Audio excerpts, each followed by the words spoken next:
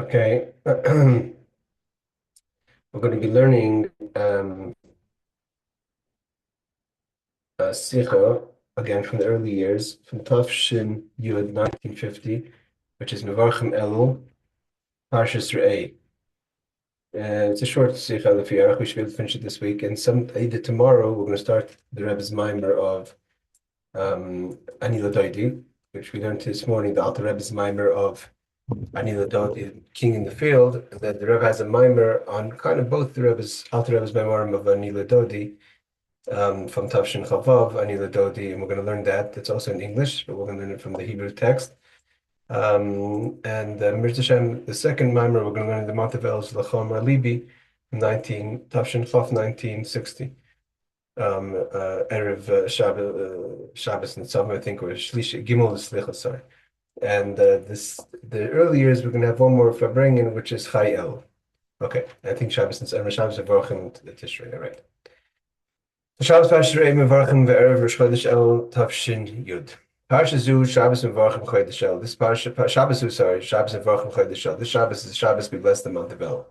Kohen Bereg Vashanim, like as always most years, as we learned in the Sicha class, Kivashana Zu is Parshas Re'eh is always Shabbos Mevorchim, or if it's Ekev, which means then it would be Shabbos Mevorchim, Shabbos Rosh Chodesh. Levad Kishur Rosh Chodesh El Chol B'Shabbos. Only time you don't have Re'eh is Shabbos Mevorchim El is if Rosh Chodesh El falls on Shabbos. Shabbos Kohen Parshas Re'eh b'Shabbos Rosh Chodesh El, and then we would read Ekev as Mevorchim, and Re'eh would be Shabbos Rosh Chodesh El. Yeshvar Keshev HaShachas the Parshas Re'eh L'Avoid Chodesh El. So to explain the connection between the Avoid of Elul and the Parsha of Re'eh, which we just read last Shabbos. The Sicha is also printed in Chelik Aleph, I'm assuming Sif. Sif Aleph, Sif Tes, and Yud Aleph. Okay. Bein Ribi Hadinim Shnemar B'Pashas Re'eh, from the various halachas in Re'eh, Yeshna Gam Adin D'Simoni Tahara B'Behemes V'Chayis. The Torah discusses and describes to us what is the sign of a kosher animal. Behema Tahara means a kosher animal that's pure, that we can eat. As the pasuk says, Zayis HaBehema Shetechayil. These are the animals you can eat. And then it mentions some beasts as well, mean not domestic animals. Like a deer is not considered a domestic animal. So we could learn that they're also part of the animal kingdom as far as it goes to when it comes to kosher. Kol behema, and so the Torah tells us, is mifarses as parsa v'shoisas shas. So we know the famous sign of what is a kosher animal: split hooves and chewing his cud. So that's a sign of a kosher animal. Chaluka b'shnei tzipernayim, if it's separate by the nail, by the hooves. Uvdelas milmayla umilmat, it has to be separate from both from top and bottom. B'shnei tzipernayim, and the two, if it sees the chayis, meaning the beast, like certain antelopes or something, they have in their hooves, they have sharp nails, and it has to be split all the way up. Milas gera means what does it mean to chew its cud? Then the Torah tells us that although that there are animals that have both, and that would be a sign of kosher, there are other animals that only have one. It's possible to have one of the kosher signs, but still obviously it's not kosher. Shasur machila then be prohibited. Of course, the pig has split hooves, but doesn't chew its cud. Negel is simonim yesh chkira ima pirushu. Now, the question is, when you have a simon on something, when you have a sign, for instance, we have a sign of kosher. We have a sign for kosher fish, we have a sign for kosher animals and beasts. Birds is more based on a tradition, but we have some sort of sign and character, which is if it's an aggressive bird and we don't have a tradition, then we don't eat it. For instance, that's why there's those who don't eat wild turkey. But the question is about the signs. Yesh chakira, there's a question. Ha'im ha'pirushush beglal heyoisim ifarses paras or ma'legera lechein tahiri. Does the sign make it kosher because it chews its cud and it has split hooves? Therefore, it's kosher. It means the signs make it kosher. The reason why it's kosher is because it's pure, meaning it's an animal, what we call a kosher animal, because the word kosher really means that it's not that the animal that's tahor, that's permitted, is kosher, not non-kosher, wouldn't be treif, wouldn't vela.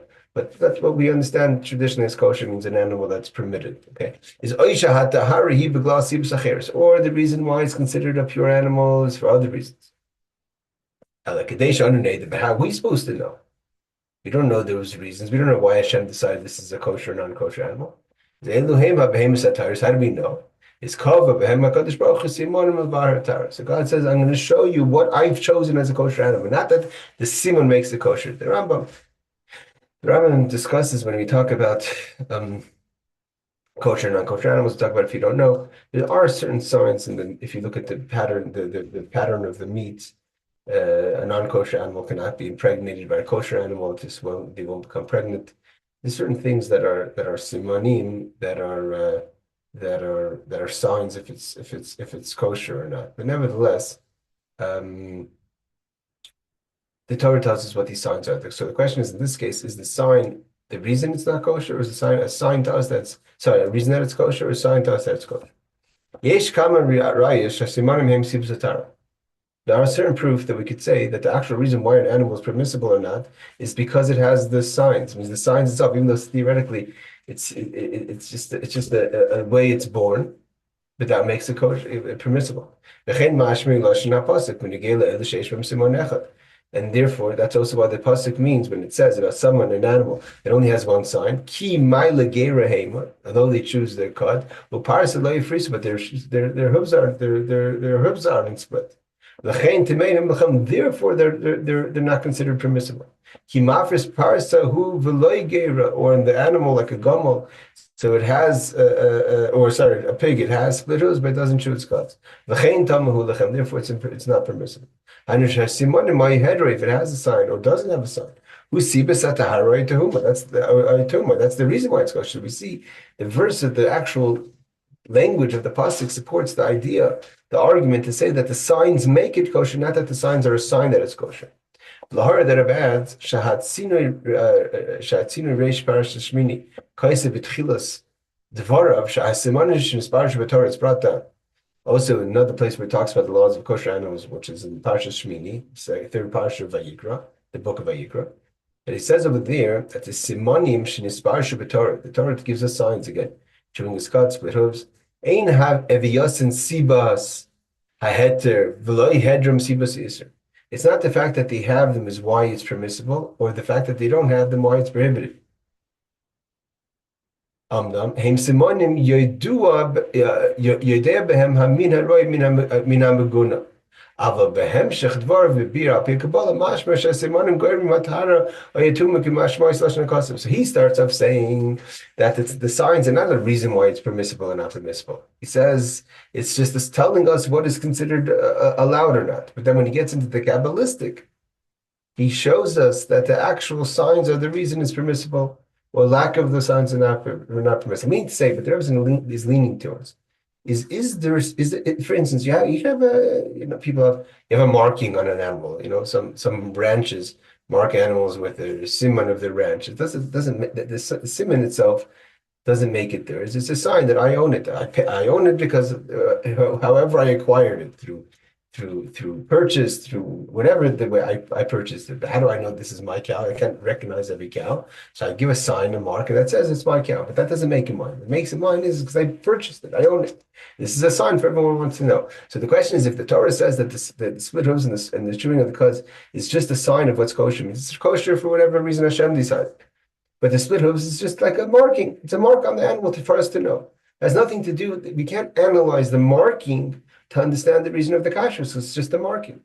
Whereas the way he's saying that Zioni says in Kabbalah, and how the pasuk seems to understand it, to tell us, is that the reason it's permissible is because of those signs. That's a reason for why it's permissible. The Rebbe is going to explain what could that mean possibly.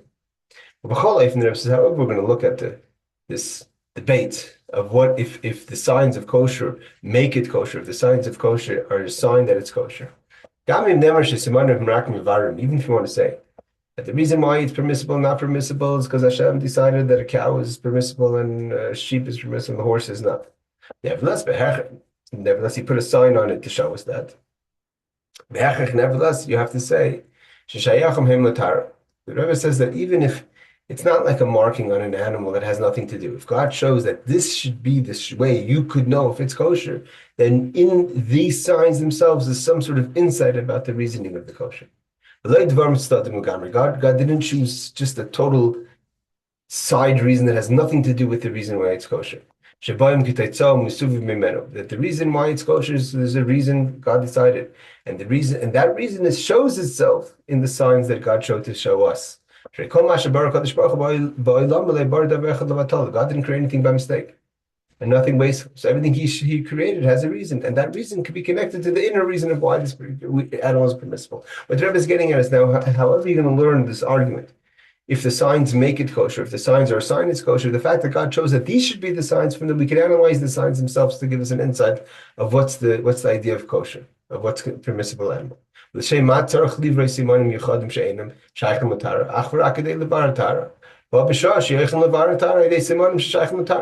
should God create something? A sign that has nothing to do with what we're talking about, just a sign, when he gives us a sign that also gives us an insight to the reason why it's permissible. Is it the reason why it's kosher or the outcome why it's kosher? But something that can give us insight about what's special, what makes an animal permissible or not. So the Rebbe explains. If you learn to understand this, what does this mean to us in our service to God? Within the person is also an animal. The person has a behemoth. You have a nefesh of Bahamas, the animal soul, which is the nefesh of Bahamas. We have a job. And our job is to refine and elevate the animal within us. To transform it, to make it a holy animal. It should be a kosher animal, a permissible animal, a pure animal. Come on, and this is specifically connected to El. The idea of transforming our animal within us into being a behemoth tahira, a holy animal and a pure animal. Behegdim. So the Rebbe is going to explain, and then the Rebbe is going to show what does it mean in the nefesh Bahamas of the simonim. What does it mean to chew your cud? What does it mean to split hooves? These are ways of transforming the animal within you to become a permissible animal. Behegdim, the Rebbe says. When we talk about the month of El, it's my father-in-law, the previous Rebbe, explains. One of the main ideas of Elul is that it's a month of self-evaluation. You have to make a cheshbon nefesh. You have to make a calculation. Like any business person. From time to time, you have to make not just a weekly knowing what's going on, but a general valuation. Is this business worthwhile? I mean, are we making money? What's the prospects? But making a proper profits and loss, but also to see the health of the company, where it's holding. And that helps the person, that guides the person, and gives the person an understanding to be able to make a successful business. When you understand your business from a perspective, not when you're deep involved, it's hard to see it from a bird's eye view. But sometimes you have to take a stop, take a bird's eye view, and see the whole health of the company. See its weaknesses, and maybe the bank is full, but maybe there's certain parts of the business that are bleeding, and other parts are doing well. Maybe you have to cut off the parts that are bleeding, and then you're going to be making more money because you're not losing money over there. Maybe, and how important are those parts that are bleeding, and how could you turn them around and make them more successful? So too, when it comes to avodas Hashem, there could be parts of you that are bleeding away, and the parts of you that are successful. And how do you focus, and what should you focus on, and what are things you have to drop? There's a certain time of year, which is the month of El, the person has to make a general evaluation. Where am I holding my service to God? My performance of Torah, in my character.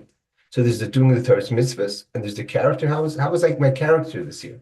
And you have to make that evaluation. My son Aaron Hill told me that he read that when Velvet Green, who worked at NASA, went to the Rebbe, and he was talking about different projects in NASA, and he says what they were having a struggle with, trying to figure out how to get a rocket into the orbit. So they need the power of the rocket to bring the spaceship up, but the problem is the bigger the rocket, the more power it needs, the heavier it is, and it's just not able to let the rocket shoot out into space. So they figured out what they could do is that when they reach a certain point, everyone knows to disconnect, drop the rockets off the spaceship, and then that gives that push, and then the spaceship is running it gets rid of the dead weight. So he told the Rebbe, we figured out we have to drop the dead weight. And so the Rebbe really loved that as an example in avodas Hashem.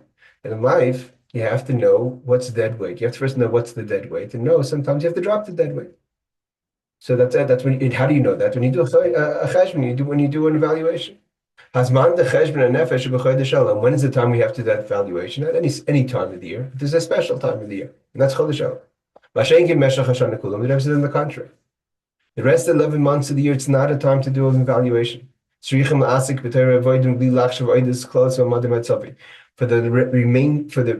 first 11 months of the year, especially starting from Cheshbon, Yaakov Chadarkoi, a person has to just preoccupy themselves in Torah mitzvahs, not the time for evaluation. You can't evaluate every step you take, because that's also not good. Just like any business person. Only once in a while, you make a general evaluation. The primary time of your business is misasik v'mischasmi. You have to just focus on the business itself. Then you can make small evaluations about paychecks or small things, but the bigger picture things, you can't do that every time, because then you're never going to able to move forward. Only the small evaluations you have to make right now, but the bigger picture you have to wait for once a year. To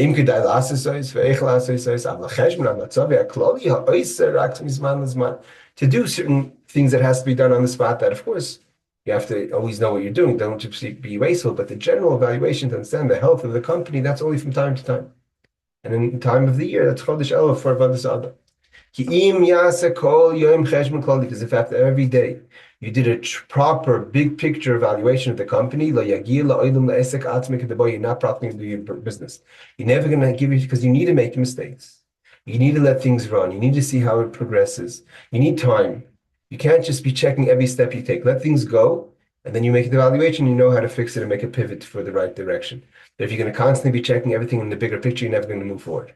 Same thing in Avodas Hashem. Just do Torah mitzvahs. You have to be thinking, is this a good investment in my Torah avoda? Is this a good investment in my avoda? If you're going to be questioning every step and how it applies to the bigger picture of you and your purpose in this world, you're never going to get anywhere. When it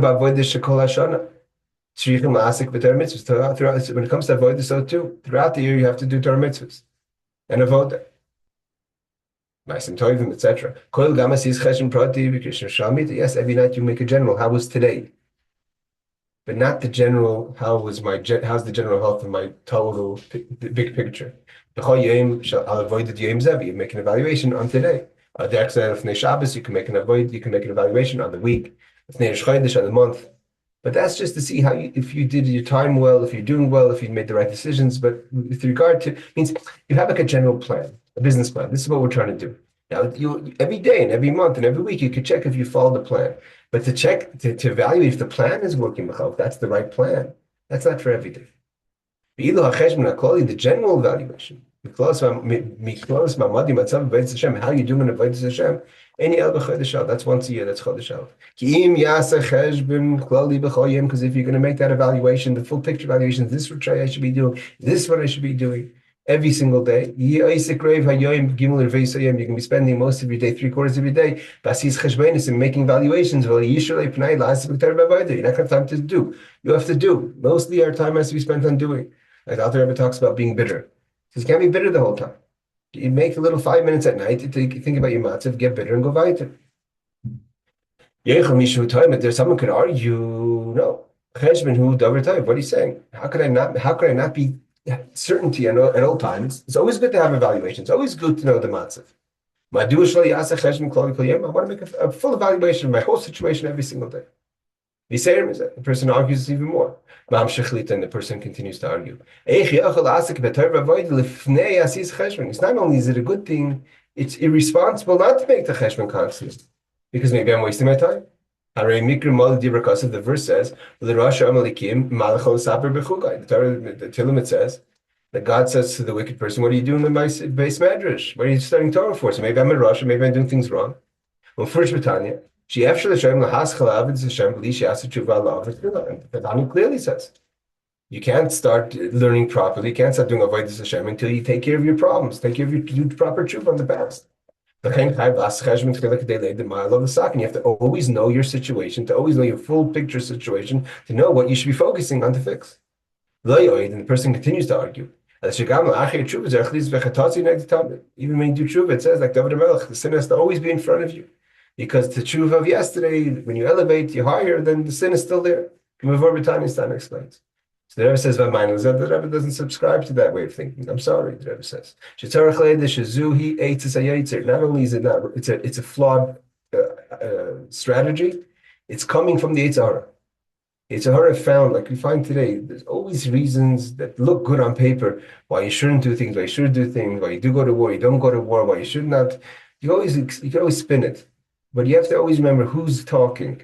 And when it comes to the bottom line, that you have to do constantly evaluations, and that's going to, and you say, well, I have to, and therefore I can do it in 5 minutes, I'm going to do avoidance and be real avoided because, I'm going to really know my situation. That's the Yetzer Hara finding a way that you should waste 3/4 of your day on doing cheshbenis and not doing avodah. So the Rebbe says that's atzas hayoyis. It's the Yetzer Hara talking. She asks about his cheshbenis. You should spend your time and your thinking constantly of evaluating things. The malkum ask about Torah avodah instead of just doing the job, doing a Torah, doing avodah. Go out there, learn, do mitzvahim. Don't start calculating the whole time. There's times for evaluation. So you come asking about Torah avodah, leisis cheshbenis. You have to do what you have to. You have to do what the Torah says. Go out there and do Torah mitzvahs. When it comes to the month at the time valuation, you could see if there are things that pivot, if you did things right. Is like in a business. Otherwise, nothing gets done. And the Rebbe's main point over here is that don't think that you're being a great chassid and a great tzaddik because you check every step. You should not push it. You're a victim of the Yetzer Hara. Do you want to be a victim of the Yetzer Hara? Do you want to be a person who's proactive? Muvu b'sichas admor Rashab. The Rebbe Rashab says. He was crying at Simchas Torah. One of the Sichas of Rebbe Shabbat says about a person who was crying at Simchas Torah. So the Rebbe Rashab says to this person, you didn't cry at the right time. You weren't crying when you have to say achet. The Rebbe says, fine. So you didn't cry then, but now you cry. It's time. Everything has its time. Now's not the time to cry. Now that's the time for now's not the time for cheshbon and nefesh. Also, God made a person in a straight way. But everything has its time. And in our case, as man losses cheshbon hu chodesh. When's the time to make a cheshbon and nefesh? It's not every day. It's only in the month of Elul. Just checking how much longer we have of this. Sicha, it looks like the Sicha is a long Sicha, so we'll go until another 8 minutes. So why is Taka the month of El chosen as the month you should do the Cheshbon? Why not Kislev? Why not maybe, year, halfway through the year, or Adar? It's an appropriate time because there's a special, like we learned this morning in the Maimer Anil Dodi, there's a certain aura. It's not a his iris mamish because that would be the daily, but it's a certain God's making himself available. Melch B'Soda, 13 attributes of mercy. Let's get active. Asiyas Cheshbon Tzedek V'Nafshe Yechayel L'Bam L'Havi Hezek. Sometimes if you're not in the right environment, if you're not in the right moment, an evaluation could be damaging because the conclusion could be damaging. You're going to know your situation and you're going to open it up black and white and it's going to be all clear. And if you're going to be very hard on yourself, and even the highest things you're never going to find right, you can fall into despair. Again, a story of the Yetzer Hara. You can look at yourself and say, I'm horrible. And then you go weiter, because that's how the Yetzer Hara operates. If it's already lost case, I might as well enjoy myself. Why should I even bother trying? Therefore, the time to do it is when you're in a good spiritual environment. When there's the when you have the 13 attributes of mercy, and that is a protected, safe space. Like one of the Rosh Tevis of El is is the idea of an Ari Miklat. El is a safe place, a city of refuge that you could sit there and make evaluation and be protected from your own mental, so to say, challenges of depression and yish, etc. Erech Hapayim Noisi Oven, you're in a place where God is patient. He understands. He can handle your sins and your pesha, v'chatov, and He's ready to cleanse you. So don't be so hard on yourself. Look at it from a place of safety. Especially when we've learned that what does it mean, the revelation of the 13 attributes of mercy in the month of El, 19, I think he's referring to our mind this morning. L'Kutei Torah, yeah. Ashsenu Lev, we know Lev is, by the way, not of course by a lack of Hashgacha Pratis is the Rebbe's Maimer of Anil Dodi in page Lev 32 of the Kutei Torah, the heart of the Kutei Torah. It's like the king is in the field. It's not like the 13 attributes in Rosh Hashanah, like we learned this morning. Aseret Tshuva, or the 10 days of Tshuva. The king's in his palace. It's a whole different level of 13 attributes of mercy. And what is it? Melech B'Sada. Shamelech Yoytze L'am. Like we learned this morning, the king goes out to the people. Anim Soim B'Sada, that are in the Sada. Sort of said those who were in the list who learned the Maimer. Thus, this morning we pointed out that the way the Alter Rebbe reads the mashal is the Alter Rebbe says that the king is coming to the city, he's passing through the village, and the people from the city leave the village. And here, but the Rebbe says the focus is yes, that's also true because different types of people. There are people that are in the city, there are people that are in the field, and people that are in the midbar, as we're going to learn in the talks of Elul, especially Chai Elul, and the other memorim of Nila Daidi. But here the Rebbe is focusing on the point that the Melech specifically is going out to the people in the field. It's not your regular place where people live, because people live in the city. What's the example? Even if you're a person who's in the field, meaning there's the field, that's also the field of Esav, means the things of negativity. It's still a field. It's not a field that people live in. Even though you've created a field, a place where things aren't so positive, nevertheless, God comes out to there. The 15 attributes of mercy, the king's in the field there. He meets you there in your space. And therefore, that gives you the comfort and the support to be able to make the cheshbon nefesh properly, the evaluation properly. And therefore, the king is standing there. He's looking at us. He's holding our hand. He's giving us a radiant face. So when we make the cheshbon and nefesh, there's nothing to be despaired for. Why would I be despaired if the king's standing there next to me with a smile? You should never fall into despair because of your situation. When you know,